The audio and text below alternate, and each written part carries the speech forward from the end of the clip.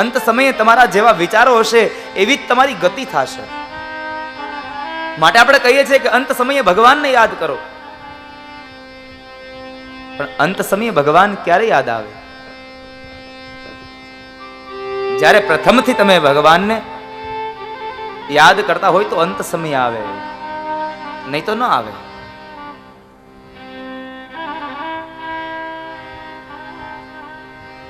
કાલંજર પર્વતમાં હરણ તરીકે જન્મ થયો, પણ એટલી કૃપા ભગવાનની છે, ગયા જન્મનું જ્ઞાન એને આ જન્મે હજી પણ છે.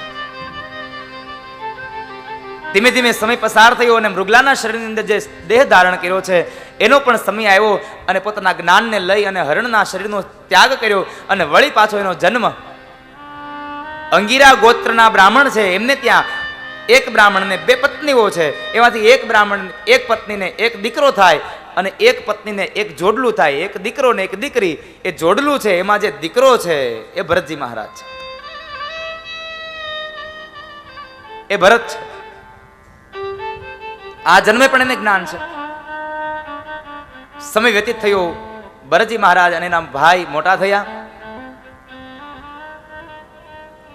યજ્ઞોપવિતના સંસ્કાર જ્યારે દેવાયા છે અને બ્રાહ્મણો ગાયત્રી મંત્ર બોલવાનું કહે છે, ત્યારે ભરતજી મહારાજ ગાયત્રી મંત્ર પણ ન બોલ્યા. કારણ આ વખતે નક્કી કરી લીધું કે ગયા વખતે હું કંઈક બોલ્યો, હરી હરી બોલતો તો એમાંથી હરિણ થઈ ગયું, તો મારે 2 જન્મ લેવા પડ્યા ને, માટે બોલવું જ નથી.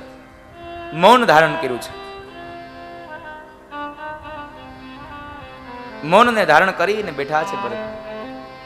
ત્યારબાદ વિદ્યા અભ્યાસ માટે બેસે છે. પણ એ વિદ્યા અભ્યાસના સમયે એના પિતાશ્રી અને માતુશ્રીની છત્રછાયાને ગુમાવી બેઠા છે ભરતજી મહારાજ. પોતાના સાવકા ભાઈની સાથે બહેનભાઈ બેવ રહે છે, ભણવામાં ધ્યાન આપે નહીં. એટલે મોટો ભાઈ કહે છે કે ભાઈ ભરત, તારે ભણવું ન હોય તો વાડીએ જઈને ધ્યાન રાખો. વાડીનું પાક ઉભો છે અને ત્યાં ચકલાઓ આવીને ખાઈ ન જાય, એનું ધ્યાન રાખો. ભરતજી મહારાજ કહે છે કઈ વાંધો નહીં. અભ્યાસ છોડી અને ખેતરે આવે સવારમાં. વાડી આવીને જ્યાં જુએ તો મબલખ પાક ઉભો હોય અને એમાં ચકલાઓ આવી અને પોતાની નાની નાની ચાંચોથી એ દાણાઓને લઈ અને પોતાના પેટ ભરતા હોય છે. આ બધું દ્રશ્ય જોઈ અને ભરતજી મહારાજ ખૂબ હરખાયા. એને એક પણ પક્ષીઓને કાકરો મારીને ઉડાડ્યા નથી. આ તો સામેથી બોલ્યા છે, રામ કી ચિડિયા રામ કા ખેત, ખાલો ચિડિયા ભરભર પેટ. તમે તમારે પેટ ભરીને ખાઓ, આ તો રામનું ખેતર છે. જેનું ખાય છે ને એને પેટમાં ન બળ્યું, બાજુવાળા ખેતરવાળાને પેટમાં બળ્યું. એના સાવકા ભાઈને જઈને કહે છે કે લા તે ઓલાને વાડીએ ધ્યાન રાખવા મોકલ્યો છે કે શું કરે છે? કેમ? અરે કેટલા ચકલાઓ આવીને ત્યાં ચણે છે, કોઈને ઉડાડતો જ નથી. ભરતને ઘરે બોલાવીને મોટો ભાઈ કહે છે કે ભરત, જો તારે સાવ આવું જ કરવું હોય અને હરામના રોટલા ખાવા હોય તો મારું ઘર છોડી દે, જતો રહે, મારા ઘરનો ત્યાગ કરી દે. ભાઈના શબ્દો સાંભળી અને ભરતજી મહારાજ ઘરેથી નીકળી ગયા છે. આ તો જડ ભરત છે, આ જડ ભરત છે, અજડ ભરત નથી સાહેબ. આ જડ ભરતની કથા છે.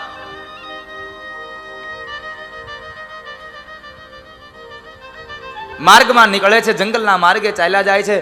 કેટલાય દિવસો સુધી ન નાય તો ન જ નાય, ક્યારેક નાઈ લે તો ઘણા દિવસો સુધી નાઈ નહીં, ખાય નહીં, પીવે નહીં. એકદમ મસ્તીથી પોતાના જીવનને જીવે છે. એમાંની અંદર પ્રસંગ બન્યો કે બરાબર જંગલનો રાજા જે ભીલ છે એને ત્યાં દીકરાની પ્રાપ્તિ માટે એક માણસની બલિ આપવાની છે. અને પહેલાના સમયમાં આપણે હતું જ ને બલિ વાળું, ઘરે યજ્ઞ હોય એટલે બલિ આપવાનો. અને હજી આપણે બલિ આપીએ છીએ ને ક્યાં બંધ થઈ ગયા છે. એ તો માત્ર ખાલી એક પાત્ર બદલાયું, ભાવ નથી બદલાયો. હજી આપણે માત્ર પાત્ર બદલાયું છે. આપણે યજ્ઞનું મુહૂર્ત આપીએ ને એટલે તરત કે દાદા કોળું લાવવાનું છે કે નહીં. એ કોળું લાવે એટલે તલવાર લઈ આવવાની, ખડગ લઈ આવવાની. અને જયારે કોળાને કાપે ને ત્યારે દ્રશ્ય જોજો એટલે તમને સમજાઈ જશે. એ કોળાને પાટલા પર મૂકે, એના ઉપર કંકુ, એના ઉપર સિંદૂર આ બધું પધરાવે અને પછી જે ખડગ લઈને બેઠો હોય એ એટલો આવેશમાં આવીને એવો ઘા કરે કે જાણે પશુની જ બલિ ચડાવતો હોય. છે કોળું પણ મનમાં ભાવ પશુની બલિનો છે સાહેબ. આ ભાવ કાઢવાની જરૂર છે જી. આવી અંધશ્રદ્ધાઓથી દૂર થવાની જરૂર છે. હજી ક્યાં સુધી અંધશ્રદ્ધામાં તમે ગૂંચવાતા રહેશો?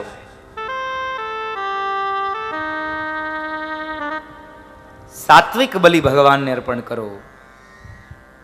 આમાં ક્યાંય ભગવાને એવું બતાવ્યું નથી કે મને કોઈ જીવની પશુની બલિ જોઈએ.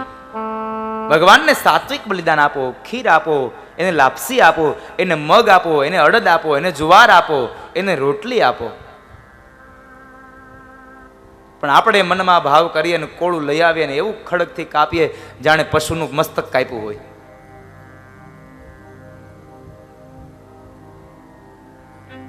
અહીંયા ભીલોના રાજા એને ત્યાં દીકરો નથી થતો એટલે માણસની બલિ ચડાવવાની છે. એટલે જે માણસની બલિ ચડાવવાની હતી એ માણસ ભાગી ગયો છે. એને પકડવા માટે સિપાહીઓ જંગલના માર્ગે નીકળ્યા, પણ એ સિપાહીઓને જે માણસ ભાગી ગયો એ ન મળ્યો. પણ માર્ગમાંથી ડોલતા ડોલતા ભરતજી મહારાજ આવે છે, ભરતને પકડ્યા છે. આપણે તો ગમે તેની બલિ ચડાવવાની છે. ભરતને પકડીને લઈ જાય છે, સ્નાનાદિ કર્મ કરાવી, વસ્ત્ર પહેરાવી, કપાળમાં તિલક કરાવી અને ગળામાં પુષ્પનો હાર પહેરાવી અને જે જગ્યાએ બલિ ચડાવવાની છે ત્યાં ઉભો રાખ્યો છે. મારાઓ હાથમાં ખડગ લઈને ઉભા છે. બ્રાહ્મણો મંત્રોચ્ચાર કરે છે. બ્રાહ્મણો કહે છે મારાઓને કે મારાઓ ધ્યાન રાખજો, એક આજ્ઞા આપું અને એ જ સમયે એક ખડગના પ્રહારથી મસ્તક ઉતારી લેજો.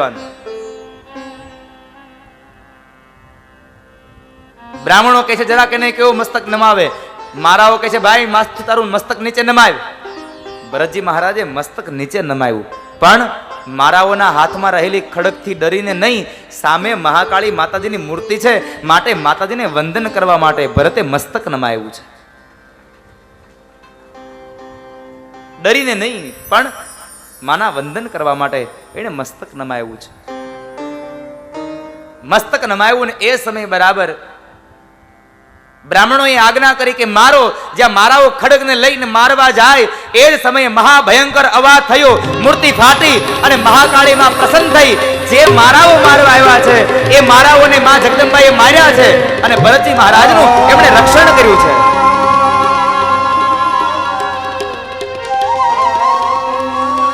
ભરતજી મહારાજનું એમણે રક્ષણ કર્યું છે.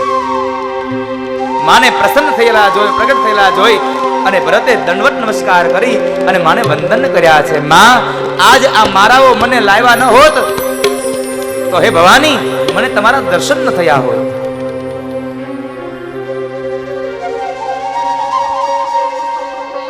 માને વંદન કર્યા છે.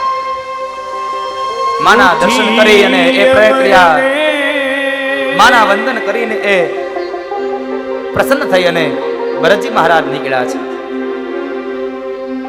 ભરતજી મહારાજ વળી પાછા જંગલના માર્ગે ચાલ્યા જાય. પોતાની મસ્તીમાં ડોલ્યા જાય છે. આ સમયે વળી એક પ્રસંગ બન્યો છે કે આ સમયે રાજા રહુગણ પોતાની પાલખી તૈયાર કરાવી, 4 વ્યક્તિઓના દંડને ઉપાડી અને તેઓ રાજા રહુગણને કપિલ મુનિના આશ્રમમાં સત્સંગ માટે લઈ જાય છે. ઘણે દૂર આવ્યા એટલે એક નદી રસ્તામાં આવી છે કે નદીના કિનારે વૃક્ષો છે અને એ વૃક્ષના છાયા નીચે પાલખીને મૂકી અને રાજા રહુગણ કહે છે કે ભાઈઓ અહીંયા ભોજન કરી લો, જલપાન કરી લો, થોડોક વિશ્રામ કરી લો અને ફરી પાછા આપણે જઈશું.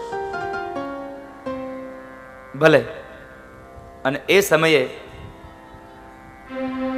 રાજા રહુગણ પણ ત્યાં છે, 4 માણસો ત્યાં સુતા છે. ચારેયને નિંદ્રા આવી ગઈ. એ સમયે 4 માંથી એક માણસ ભાગી ગયો છે. રાજા રહુગણ ઉભા થઈને કહે છે ચાલો ભાઈ આપણે જવું છે. 3 વ્યક્તિઓ જાગૃત થયા અને કહે છે મહારાજ આપણી પાલખી આગળ નહીં જાય. કેમ? અમે 4 હતા, એમાંનો એક વયો ગયો છે. હવે 3 જણાથી પાલખી ના ઉપડે. અરે જાઓ પકડી આવો એમને. 3 સિપાહીઓ પકડવા માટે જાય છે. જે માણસ ભાગી ગયો એ ન મળ્યો, પણ માર્ગની અંદર એમને ડોલતા ડોલતા ભરતજી મહારાજ મળ્યા છે. ભરતને પકડીને લઈ આવે છે અને કહે છે કે ભાઈ ચાલ આ દંડને ઉપાડ. 4 વ્યક્તિઓએ દંડને ઉપાડ્યો છે. એ દંડને ઉપાડે થોડો એ પાલખીને લઈને આગળ ગયા ત્યાં બરાબર માર્ગની અંદર ઘણા બધા કીડા મકોડાઓને જોઈ અને ભરતજી મહારાજે કુદાકો માર્યો, મારા પગ નીચે કોઈ કીડો મકોડો કચરાઈ ન જાય. એકદમ કુદાકો લગાવ્યો એટલે આખી પાલખી હલે છે. એટલે રાજા રહુગણ અંદર બેઠાથી બોલે છે કે ભાઈ સીધા ચાલો ને, આ કુદાકુદ શા ના કરો છો? પેલા 3 માણસો કહે છે મહારાજ અમે નહીં, ઓલો નવો આવ્યો ને ઈ કુદાકુદ કરે છે. નવો આવ્યો ઈ કુદાકુદ કરે છે.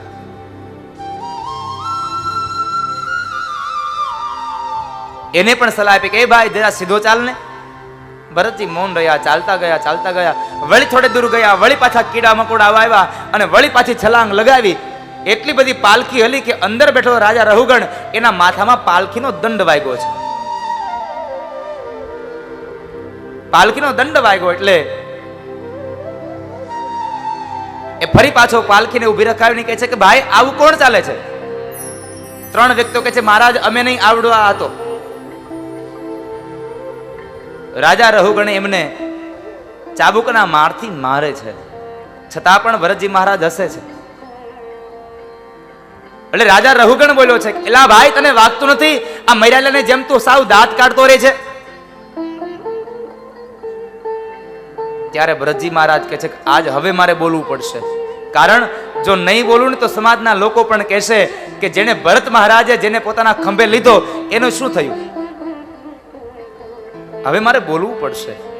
એટલે ભરત કહે છે કે રાજા તું એમ કહે છે કે તું મરેલાની જેમ આ શું બધું જોયા કરે છે? તો પેલા વિચાર એ કર, મરેલો હું છું કે તું? 4 માણસો ઉપાડીને કોને લઈ જાય? 4 માણસોએ તને ઉપાડ્યો છે, મને નહીં. અને બીજી વાત, તું મને એમ કહે છે વાગતું નથી, તો સાંભળી લે, તું મારે છે કોને? શરીરને. તું મને નથી મારતો. મને કોઈ મારી ન શકે, શસ્ત્ર છેદી ન શકે, અગ્નિ બાળી ન શકે અને પાણી ભીંજવી ન શકે. શસ્ત્ર મને છેદી ન શકે. તું મારે છે શરીરને, તો મારે શું લેવા દેવા શરીર સાથે? આટલી વાત કરી એટલે રાજા રહુગણ સમજી ગયો આ કોઈ સામાન્ય માણસ નથી, આ કોણ છે? એટલે રાજા રહુગણે પ્રશ્ન કર્યો તમે કોણ છો ભાઈ? ભરતજી મહારાજ કહે છે હું કોણ છું ને, હુંની શોધમાં જ જઈ રહ્યો છું. જ્યાં સુધી હું નહીં હટે ત્યાં સુધી હરિ નહીં પ્રગટે સાહેબ. જ્યાં સુધી હું છે ત્યાં સુધી હરિ નહીં પ્રગટે. હું હટે હરિ પ્રગટે. અને આપણે કહેતા રહીને આ કોણે કર્યું? મેં કર્યું. અરે તને માત્ર નિમિત્ત બનાવ્યો છે, બાકી કર્તનહાર તો મારો કૃષ્ણ છે. હું કરું કર્તન દુજો કોઈ, આદરા કામ અધવચમાં રહે, મારો હરિ કરે સો હોય. તારા આદરેલા કામ અધવચમાં ઉભા રહી જશે, એ તો મારા કૃષ્ણની કૃપા હશે તો તારા કામ સંપન્ન થશે. માટે હું કરતો હાલી નીકળમાં.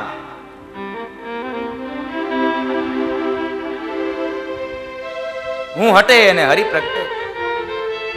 રાજા તું મને પૂછે છે હું કોણ છું, તો તે રાજા ચક્રવર્તી ભરતનું નામ સાંભળ્યું છે? અરે ભાઈ એના તો રાજ્યમાં અમે રહીએ છીએ, એ મૃત્યુ પામ્યા છે. અને ત્યારે ભરત બોલ્યા છે તમારા માટે મૃત્યુ પામ્યો છે. જે ભરત મૃત્યુ પામ્યો ને હું એ જ છું, પણ એ વખતમાં મેં હરિનું ચિંતન હતું એ છૂટી ગયું અને હરિણ થયું ને એને લઈ અને મારે 2 જન્મ બીજા લેવા પડ્યા છે. એકમાત્ર નામનો ભેદ થયો અને 2 જન્મ લેવા પડ્યા. રાજા રહુગણને ખગોળ ને ભૂગોળનું જ્ઞાન આપી અને કહે છે કે રાજા પદ મળ્યું છે તો અહંકાર ન કરશો, અને ભક્તિ માટે જાઓ છો તો કોઈની પાસે ક્યારેય તમે વેઠ ન કરાવરાવો. ભક્તિ માટે જાઓ છો તો તમે કોઈની પાસે શું કામ પરિશ્રમ કરાવો છો? તમારા પગ ચાલે છે ત્યારે તમે જાઓ. પણ આપણે નક્કી જ કર્યું હોય ગૌઢા થાવું તો જાવું, કરડા થાશું ત્યારે જાશું. સમય આમનમ વ્યતીત થઈ જાય છે અને વૃદ્ધાવસ્થા આવી જાય છતાં પણ આપણને ખબર નથી રહેતી સાહેબ. એ વૃદ્ધાવસ્થા આવીને ઊભી રહી જાય છે. કોઈને વૃદ્ધ નથી થવું.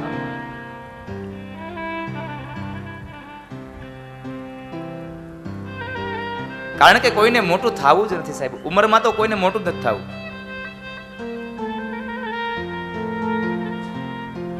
એક શહેરમાં એક યુવાને ધંધો કર્યો, એવી જડીબુટીઓ લઈ આવ્યો કે 45 વર્ષના વ્યક્તિઓ હોય લઈ જાય અને એ જો એની ઔષધિને લગાડે એને પીવે એટલે 25 વર્ષના હોય આવું લાગે.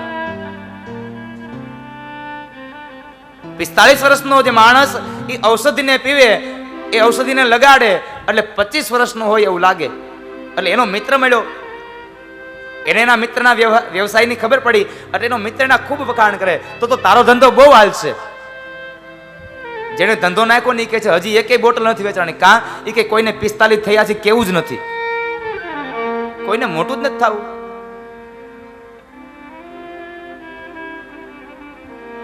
તમારે તમારી જાતે મોટું થવું છે કે નહીં થવું હોય, પણ સમય તમારી રાહ નહીં જોવે, સમય આવીને ઉભો રહેશે. એટલા માટે કહેવું ગમે, નોતા જોતાને કોણે મોકલ્યા રે આવા ગઢપણના દાયડા.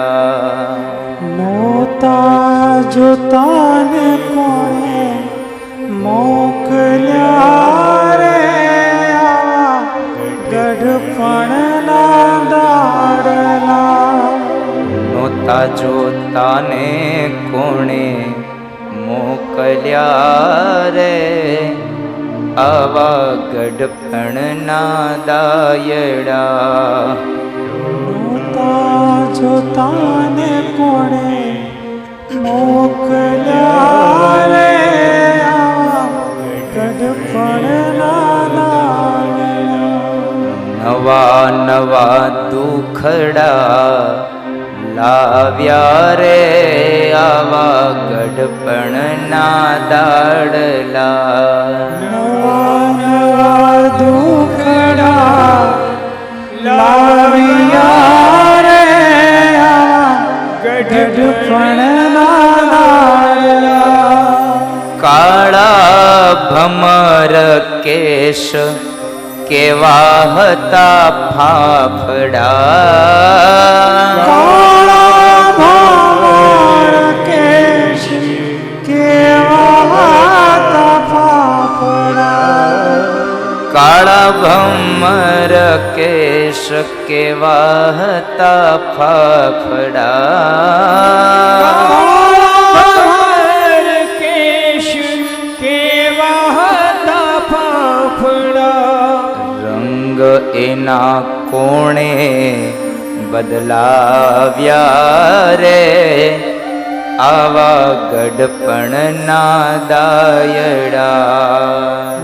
ગેના કોણે બદલાવ્યા રે આવા ગઢપણના દાયડા.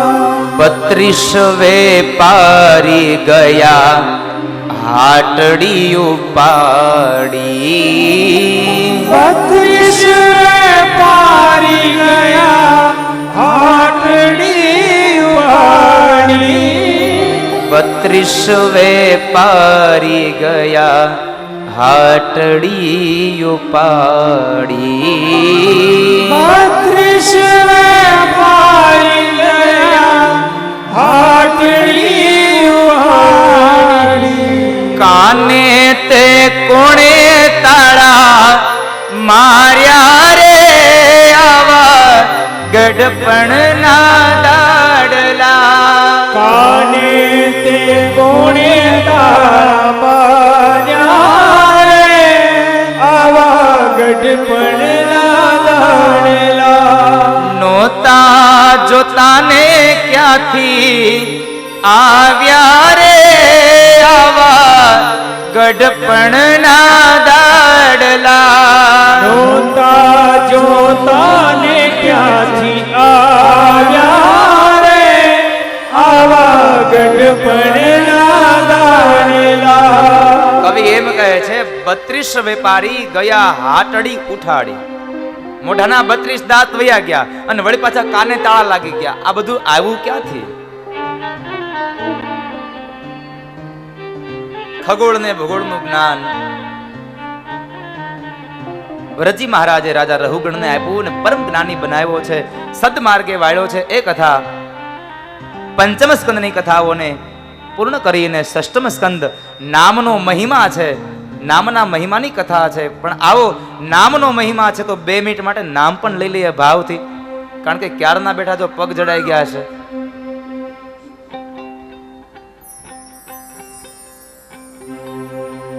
દ્વારિકાનો નાથ મારો રાજા રણ છોડ છે, એણે મને માયા લગાડી રે. દ્વારિકાનો નાથ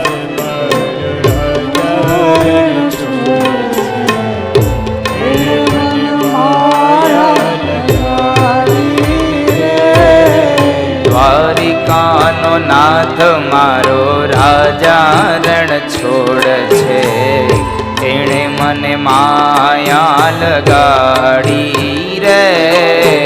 દ્વારિકાનો નાથ મારો રાજા રણ છોડ છે, એણે મને માયા લગાડી રે.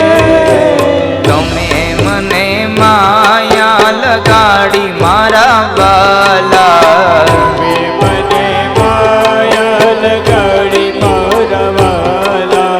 તમે મને માયા લગાડી મારા વાલા, તમે મને માયા લગાડી મારા વાલા.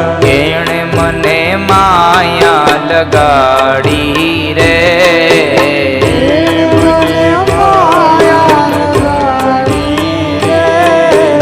એણે મને માયા લગાડી રે.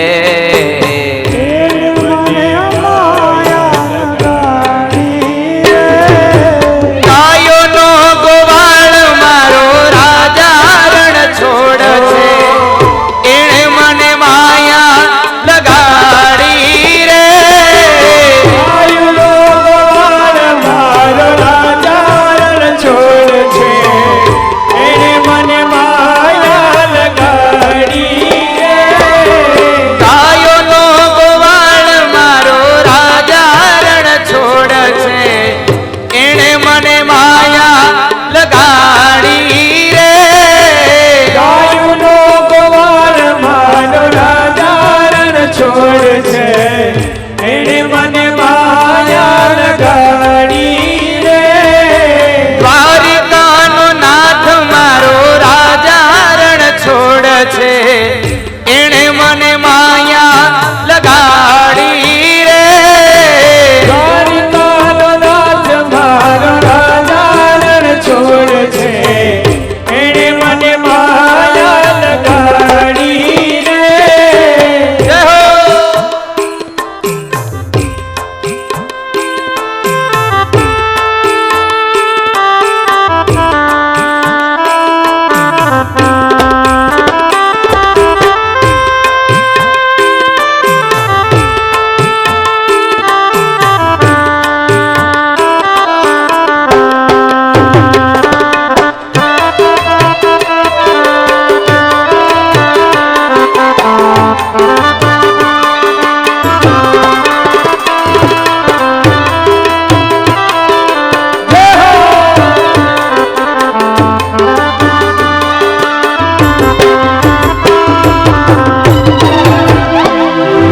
તમે મને માયા લગાડી મારા વાલા, મને માયા લગાડી મારા વાલા. તમે મને માયા લગાડી મારા વાલા. મને માયા લગાડી મારા વાલા. એણે મને માયા લગાડી રે. મને માયા લગાડી રે. એણે મને માયા લગાડી રે. મને માયા લગાડી રે. માખણનો ચોર મારો રાજા રણ છોડ છે, એણે મને માયા લગાડી રે. માખણનો ચોર મારો રાજા રણ છોડ છે, એણે મને માયા લગાડી રે. માખણનો ચોર મારો રાજા રણ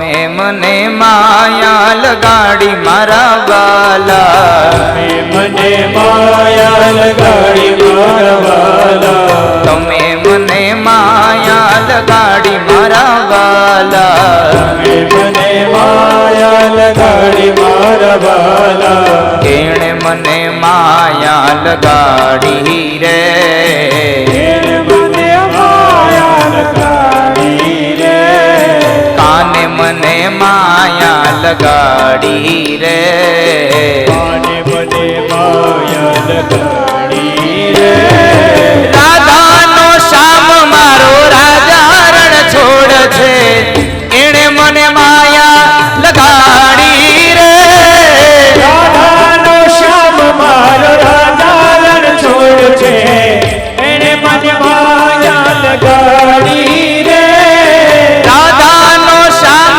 મારો રાજા રણ છોડ છે, એણે મને માયા લગાડી રે, રાધાનો શ્યામ મારો રાજા રણ છોડ છે, એને મને માયા લગાડી રે, દ્વારિકાનો નાથ મારો રાજા રણ છોડ છે, એણે મને માયા લગાડી રે, દ્વારિકાનો નાથ મારો રાજા રણ છોડ છે, એને મને માયા લગાડી રે, મીરાનો માધવ ગિરધર ગોપાલ છે, એણે મને માયા લગાડી રે, મીરાનો માધવ ગિરધર ગોપાલ છે, એને મને માયા લગાડી રે, દ્વારિકાનો નાથ મારો રાજા રણ છોડ છે, એણે મને માયા લગાડી રે,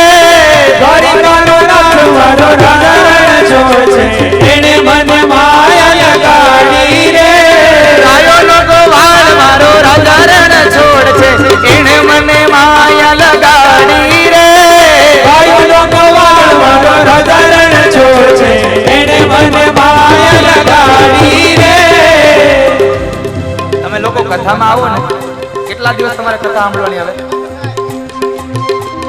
4 દિવસ રહ્યા હે ને. કાલે નંદ ઉત્સવ છે. કાલે બપોરે 10:30 વાગે ભગવાન વામનનું પ્રાગટ્ય થશે. આપણે દરરોજ ભગવાન પાસે માગવા જઈએ. કાલે આપણે બળભાગી થયા છે કે વામન બનીને આપણી પાસે કંઈક માગવા આવશે. વામન 10:30 વાગે ભગવાન વામનનું પ્રાગટ્ય થશે. બપોરે 12 વાગ્યે મર્યાદા પુરુષોત્તમ રામ જન્મશે અને સાંજે 5:30 કલાકે નંદ ઘેરે આનંદ ભયો. જય કનૈયાલાલ કી. તો તમારે સવારમાં પહેલા તો ભૃગુ કચ્છમાં જવાનું, એટલે કે ભરૂચ જવાનું નર્મદા કિનારે, બપોરે અયોધ્યા જવાનું અને સાંજે ગોકુળ જવાનું. એટલે આમાં તો ફ્લાઇટ જ બુક કરવી પડે કે ટ્રેનમાં જશું, નહીં પહોંચીએ. ફ્લાઇટની ટિકિટ લેવી પડે ને, તો ફ્લાઇટની ટિકિટ માટે ઓનલાઈન કરી નાખશું હે ને. તો કાલે ગોકુળમાં કેવી આનંદ હશે જોવો છે હે. તો જેટલા લોકો જ્યાં બેઠા છો ને ત્યાં એકવાર ઊભા થઈ જાવ. ચાલો જય હો.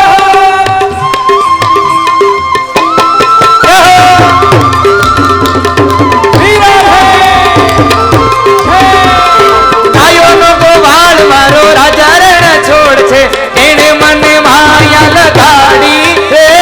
ગાયોનો ગોવાળ મારો રાજા રણ છોડ છે, એને મને માયા લગાડી રે. માખણનો ચોર મારો રાજા રણ છોડ છે,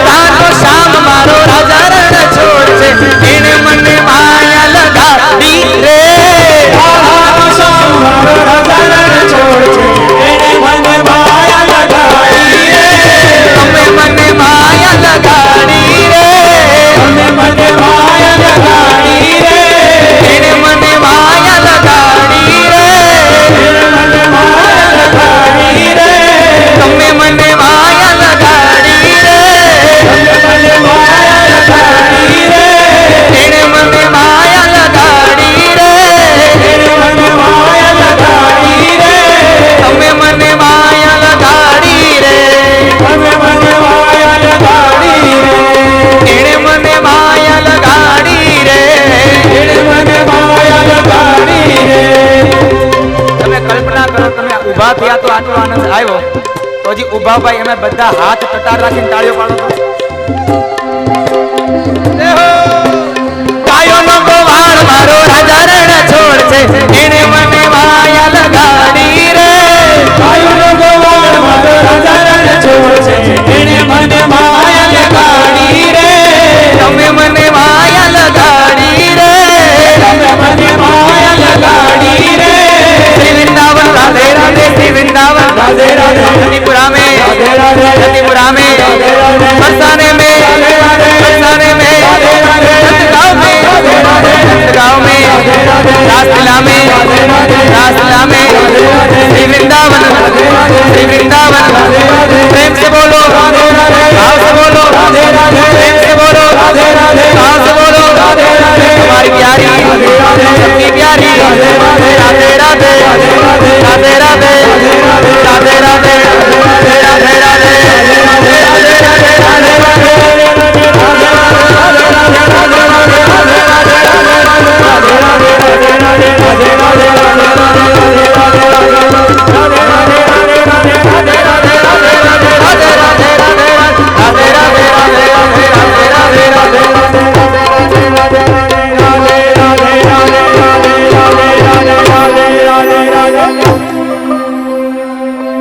દ્વારિકાનો નાથ મારો રાજા રણ છોડ છે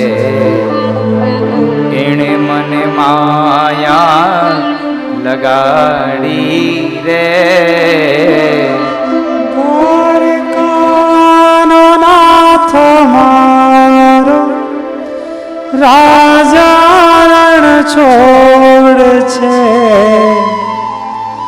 એણે મને માયા લગાડી રે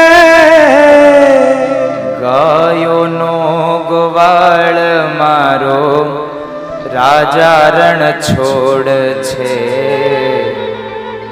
એણે મને માયા લગાડી રે ગાયનો ગોવાળ મારો રાજા રણ છોડી છે એણે મને માયા લગાડી રે તમારા લોકો નકરી તાળીઓ પડીને રમવાનું જ નથી હો, ગાવાનું છે. માખણનો ચોર મારો રાજા રણ છોડ છે એણે મને માયા લગાડી રે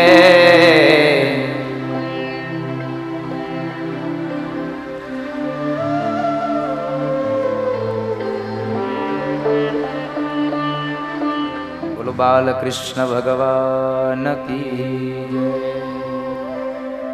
પંચમ સ્કંદની પૂર્ણાહુતિ કરીને ષષ્ઠમ સ્કંદમાં નામનો મહિમા ગાયો છે.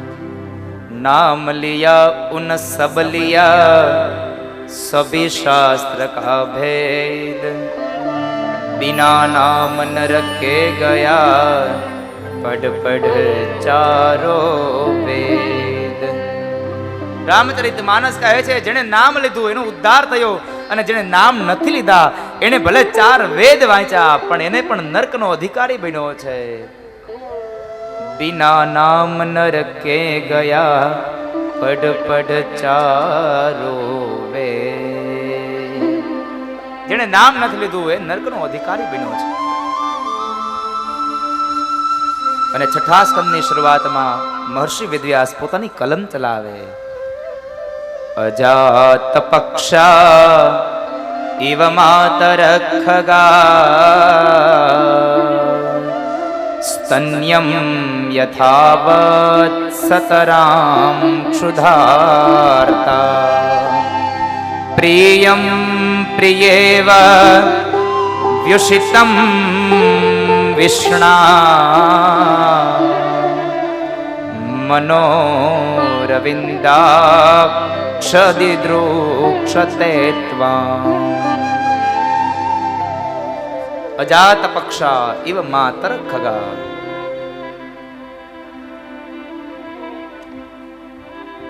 નરકથી બચવું હોય તો એક ઉપાય છે, ઈશ્વરના નામનો મહિમા ગાઈ લ્યો નામ સંકીર્તનમ યસ્ય સર્વ પાપ પ્રણાશનમ પ્રણામો દુઃખ શમનસ્તમ નમામિ હરિમ પરમ. શ્રીમદ ભાગવતનો 12મો સ્કંદ કહે છે નામ સંકીર્તનમ યસ્ય સર્વ પાપ પ્રણાશનમ પ્રણામો દુઃખ શમનસ્તમ નમામિ હરિમ પરમ. માટે પરમાત્માના નામનું તમે સ્તવન કરી લો. અહીંયા અજામિલની કથા છે. પૂર્વે કનોજમાં એક ગામની અંદર એક દાસીપતિ બ્રાહ્મણ રહે છે અને એ બ્રાહ્મણને ભગવાનની ભક્તિમાં જરાય લેવા દેવા નહીં. એને ભગવાન સાથે કોઈ નાતો નહીં. એને અને ભગવાનને 12મો ચંદ્રમો કૂતરા બિલાડા જેવું. એને ભગવાન સાથે ન ભળે. એક વખતના સમય પ્રસંગ બન્યો છે.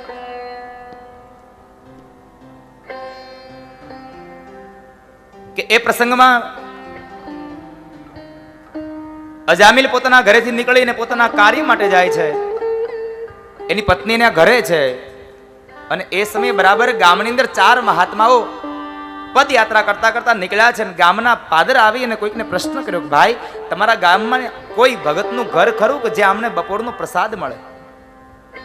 અમે તીર્થયાત્રા માટે નીકળ્યા છીએ, પદયાત્રામાં નીકળ્યા છીએ. જો કોઈ ભગતનું ઘર હોય તો બતાવો ને. ગામના ચોરે બેઠેલા એ વ્યક્તિઓએ એ સાધુ પુરુષોની મજાક કરીને કહે છે કે મહારાજ અમારા ગામમાં અજામિલ નામનો એક ભગત રહે છે. જો તમારે જમવું હોય તો એની ઘરે જાઓ, અજામિલની ઘરે જાઓ. એટલે અજામિલને પૂછતા પૂછતા સંતો નીકળ્યા છે. ગામના ગમે તે વ્યક્તિને પૂછતા જાય અને એમ કરતા કરતા બરાબર અજામિલના ઘરે પહોંચી દરવાજો ખટખટાવીને અવાજ કર્યો, છે અજામિલ ભગત ઘરમાં?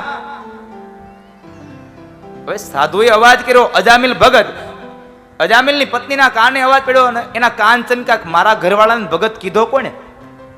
આ કોઈ દી નથી મંદિરે ગયો, નથી કોઈ દિવસ સત્સંગમાં ગયો, નથી કોઈ દી આવી ભાગવત કથાઓમાં ગયો, અને છતાંય આને ભગત કીધો કોને? પણ એ દરવાજો ખોલવા જાય. દરવાજો ખોલે તો 4 સંતો છે. વંદન કરીને કહે છે કહો બાપજી